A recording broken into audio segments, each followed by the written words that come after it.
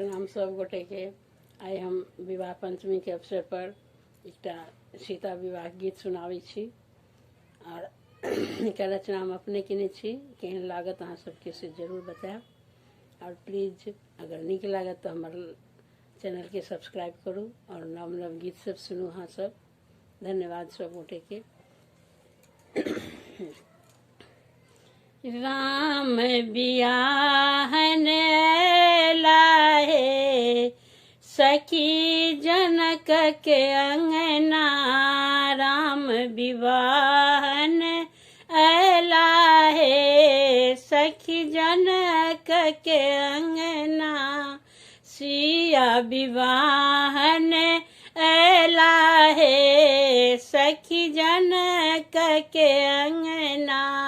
सिया विवाहन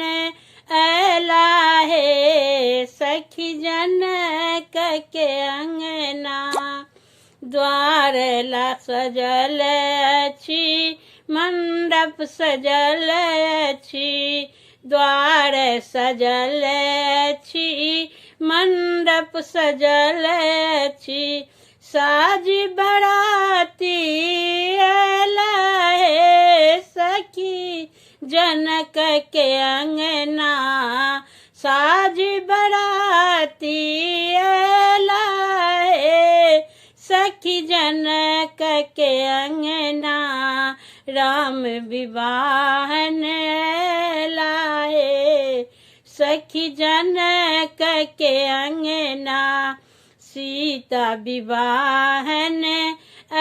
लाहे सखी जनक के अंगना, धनुष यज्ञ देखन ला सखी, धनुष यज्ञ देखन ला सखी, विश्वामित्र संग दुनु भाई है सखी जनक के अंगना, विश्वामित्र संग दुनु भाई है सखी जनक के अंगना, राम विवाहन लाहे सखी जनक के अंगना, सिया विवाहन लाहे सखी जनक के अंगना, जय माला लय चलली सखी संग,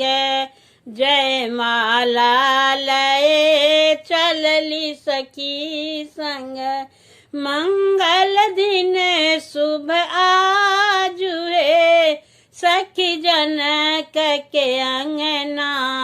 मंगल दिन शुभ आजुए सखी जनक के अंगना, राम विवाहन लाहे सखी जनक के अंगना, सीता विवाहन लाहे सखी जनक के अंगना,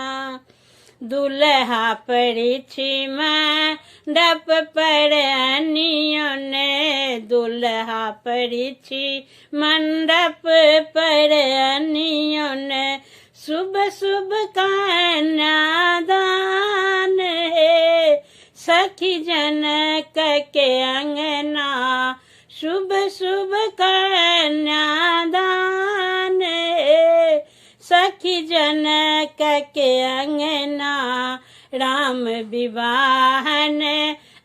लाहे सखी जनक के अंगना, सिया विवाहन लाहे सखी जनक के अंगना, राजा जनक जी उधब मचावती, राजा जनक जी उधब मचावती,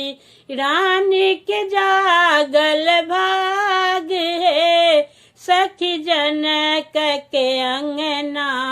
रानी के जागल भाग है सखी जनक के अंगना,